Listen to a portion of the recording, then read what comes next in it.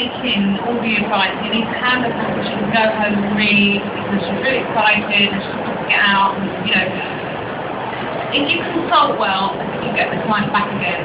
So you must really consult well, I think, in the first place. You know, if a client is going to the gym or she's going to swim, you know, for hair, we need to know all these things, and it's the same in the spa. So, you know, lots and lots of advice and lots and lots of consultation. So talking comes the answer. Just talk to your clients throughout, find out everything about them, and then go from there. Fantastic. Now, Nicola, we've got a question to you from Bethany Conway. It's one that quite a few people came up with. She said that she's got a lot of clients in her salon that have adult acne, and the products that she's got are very strong, but some of them have sensitive skin as well. How do you combat that situation? Adult acne is really difficult to deal with, and lots of different reasons for adult acne. Again, if it's male or female, there's another set of reasons. The easiest way to deal with adult acne is to look at what they're putting into their body as well as topically what they're using on their skin. The more gentle the product, the far better the result. I'd like to go a little bit longer, but the results will be more. When we want longevity of the result, it will be better. Not the greatness on the top of the skin will look hard, round, damaged. But the right products are very gentle, and there are so many great brands out there now. We're really in a lucky place where there's so many amazing products, and we're researching the products, and we figure out that you can get a lot from taking a pot of clean home with you, or selling the right product to your clients. They can get a lot of treatment at home, so they're not having to see all the time either. Like laser treatment on acne is better as well, because it's very harsh on the skin. If it's a hormonal acne problem, then you really want to have a great consultation with it and look at the skin in a period of 3 to 4 months. You really need to look at a 16-week period of the skin. That's a long time to develop to really return over.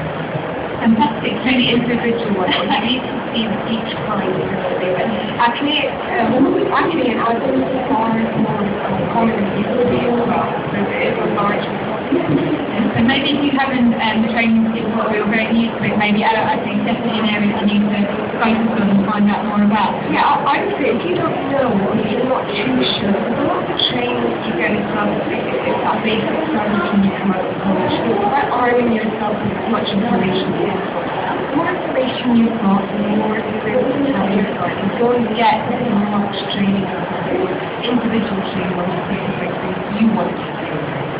Fantastic, thank you. Now throwing over to James for another tip, a businessy tip.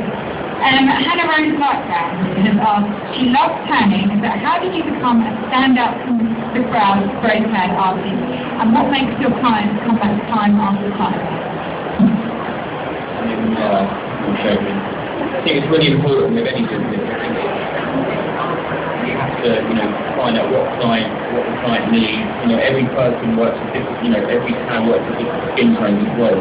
Not every tan on suits certain people. So in a way, find out what that client likes, how a client likes the treatment done. And I think at the end of the day, it's all that aftercare as well. Once you've done it, you need to make sure that everything's perfect. When people doing hair, makeup, you need to make sure that they leave looking perfect. A lot of clients that I work with, they wear the product out at night, they don't necessarily go home and wash it off the next day. So, for example, if they Rose and Pumpkin Whiteley, she'll wear it to a premiere or wear it to a party, she won't wash it off. So I think at the end of the day, you want someone to leave looking great, as well as the product looking great for up to a week on the skin. I think at the end of the day, it is word of mouth, and I think if you do a good job at something, like I said earlier, people will come back again and again. I think it's about making sure that you're the best at whatever you do, and you put everything into it, and you don't get lazy, and you end up kind of making sure that even if you've had like 2 or 3 hours sleep, like I had today, but the thing is, even if you're got a stinking hangover, still obviously you put everything into whatever you do. You want someone to you're always good as your last treatment. That's what I say. Oh, fantastic, thank you.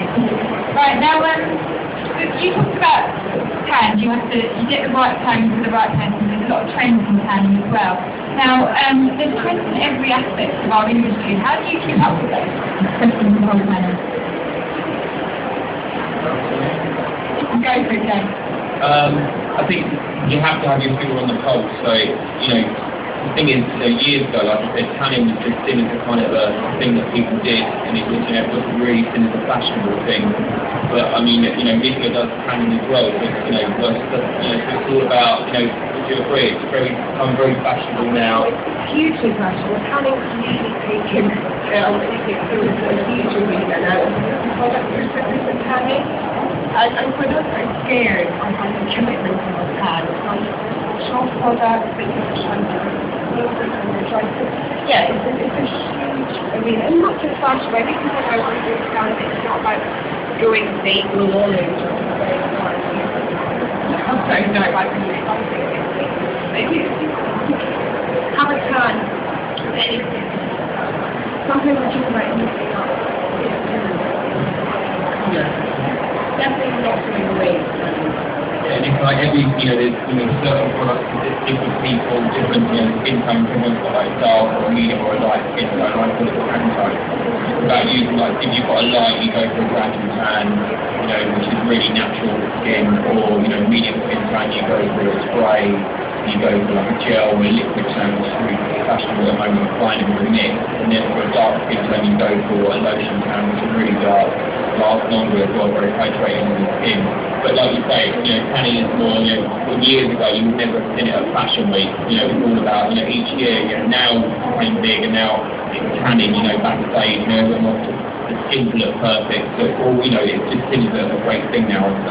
Fantastic. And how about things like hair, nails, makeup, lashes? How do you keep up with fashion trends and colour trends? Well, on the hair side, as soon as you've got one trend and then it's all finished and then you're watching it, I mean, it's obviously, ultimately for hair, you're taking the trends from the fashion show, really.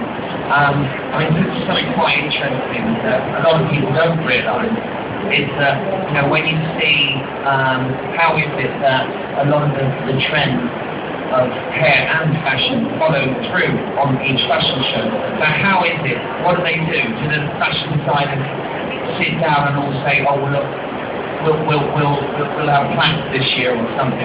Well, actually, it doesn't come from the designers. It comes from trend agencies who actually set that trend. And I teach a fashion interpretation course at L'Oreal to other hairdressers, and that's one of the things that I cover, is like where the trends come from. And I think you can predict your trends in hair really by following the 30 to 40 year rules. So if you go back 30, 40 years, the retro rule, that is a pretty, it's a bit loose, but it's on a rule of thumb.